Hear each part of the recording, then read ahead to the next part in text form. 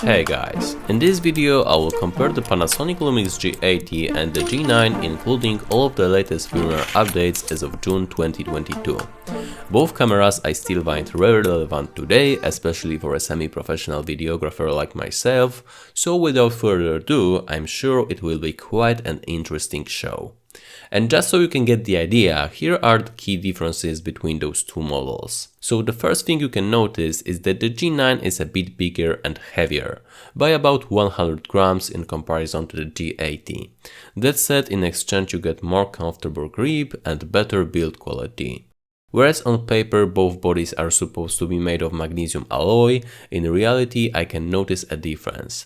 The material used in the G9 seems superior and overall more robust. The G80 feels just a bit more plasticky. The good news, however, is that both cameras feature built-in weather sealing.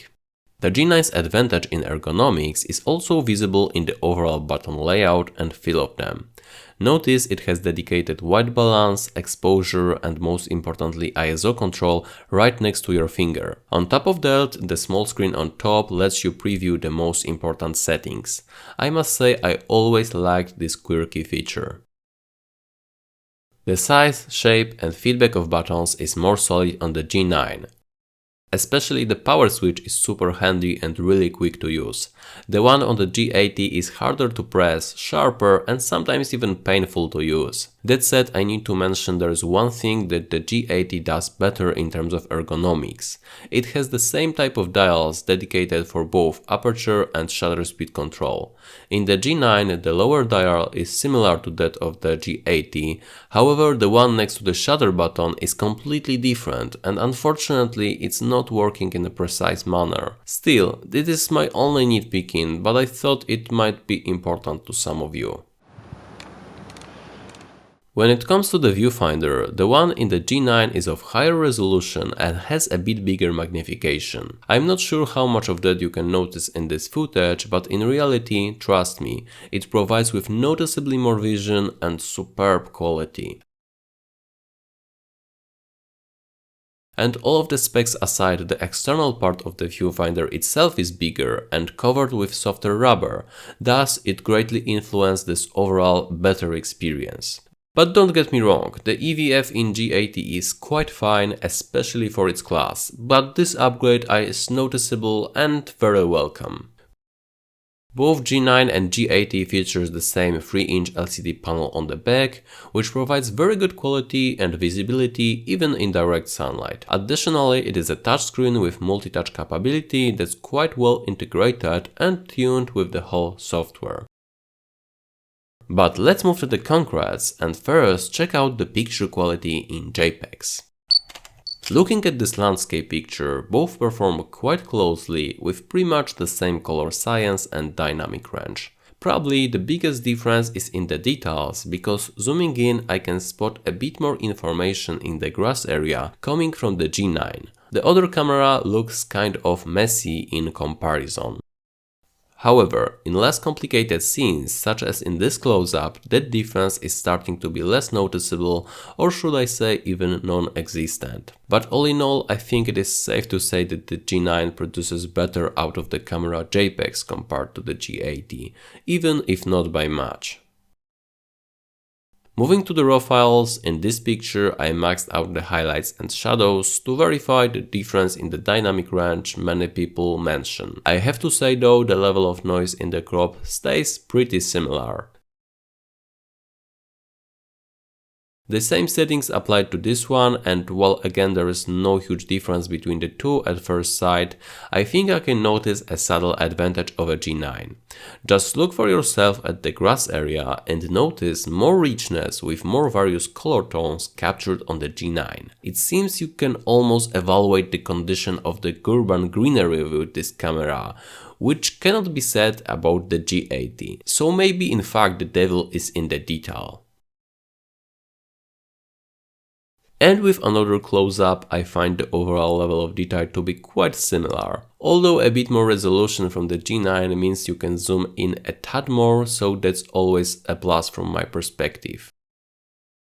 As for the low light performance, they seem quite comparable up to ISO 1600. What I need to praise in the G9's picture though is a bit more details visible in this black speaker grille. It could have been related to focusing, but still, that shows you some additional refinement and reliability. In my opinion, the most prominent advantage of the G9 starts from the ISO 3200. I'm able to spot generally less chroma noise, and in the ISO 6400 and 12800 the pictures come out noticeably more clean on the more expensive model. Such an upgrade is definitely useful to have, but still maybe not a night and day difference overall.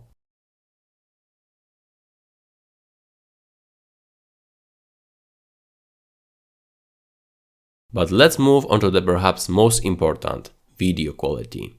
So the first advantage of the G9 is that it features 6.5 stops versus 5 stops sensor stabilization that's found on the G80. Will you notice that difference in real life? Well, it depends, but keep in mind that both feature 5-axis sensor stabilization, and when you combine that with optically stabilized lens, you get hands down best-in-class footage in this regard, even from the G80. You could argue that the G9 will in fact be a bit more stable in some more extreme scenarios, although looking at this footage where I'm jogging, I can't truly confirm that. But lens-wise, I was limited to my Panasonic 12-60mm with Power OIS, and the results simply might have been different with some non-stabilized lens. Autofocus-wise, I've heard both got serious improvement with their latest firmware updates. So the question is, how do they now compare?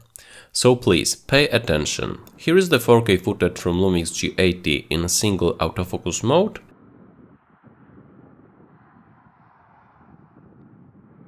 And here is the sample coming from the G9. I don't think I need to leave a comment here.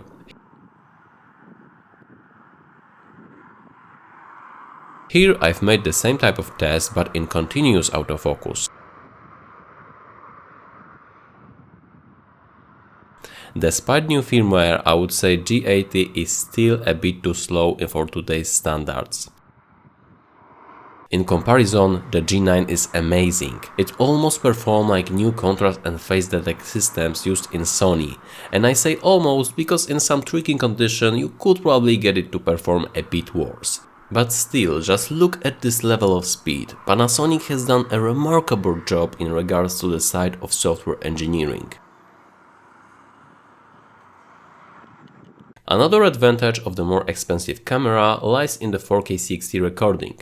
Even though with time I got used to recording in only 30 frames per second on the G80 and it wasn't such big of a deal, that addition I truly consider useful. Thanks to that I'm able to do some really cool slow motion now, in the result for example making a background video a bit longer, and sometimes also use it to smooth out the whole footage. But you will probably ask, what about the video quality per se? Let's verify if we get any upgrades in terms of the level of detail. And just to make it a bit more fun and challenging for the G80, let's take advantage of G9's higher bitrate 10-bit option.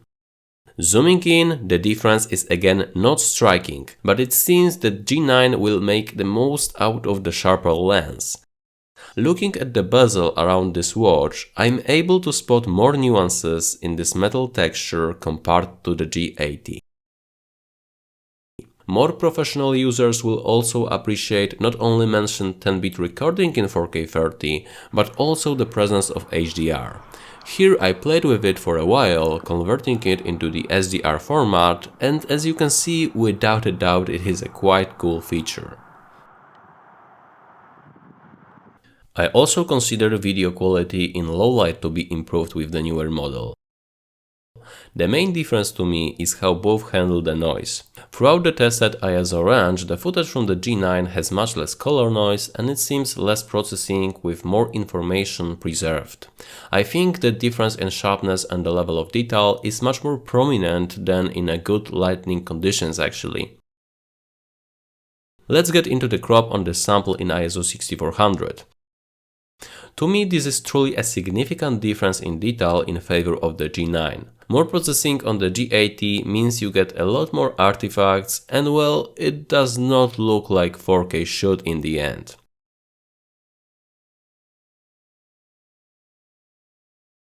So the final question remains, is the Panasonic Lumix G9 worth almost double the price of the G80?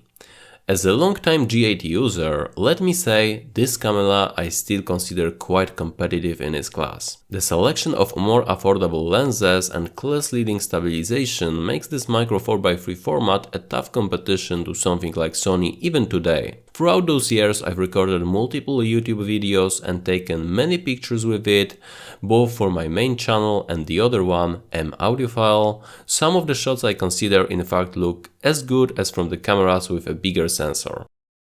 It's a great choice both for amateurs and semi-professionals. And it's safe to say the G9 won't bring you huge advantages in the picture or video quality over the cheaper model.